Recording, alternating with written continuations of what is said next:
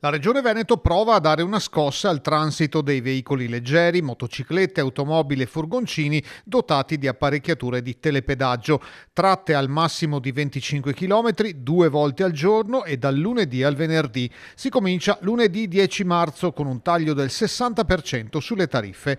L'avviso è già pubblicato sui pannelli luminosi e si applica in automatico. Nel corso dei prossimi mesi si valuterà se fare altri aggiustamenti. Siamo aperti a tutto di fatto, noi abbiamo sempre detto che avremmo continuato a monitorare i flussi di traffico, ma solo con la Pedemontana tutta aperta e dopo qualche mese di apertura e completamente funzionante avremmo potuto fare dei ragionamenti, perché comunque ci dobbiamo muovere con cautela, perché stiamo parlando sempre di un PEF e di un piano economico finanziario che deve stare in equilibrio con le previsioni che erano state fatte.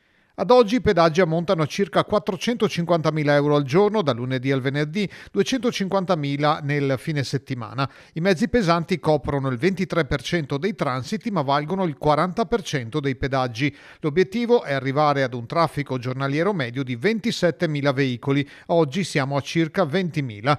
Lo sconto sarà applicato solo nei tratti all'interno della superstrada pedemontana e non per il traffico proveniente dalla A4 e dalla A27 o diretto a quelle autostrade.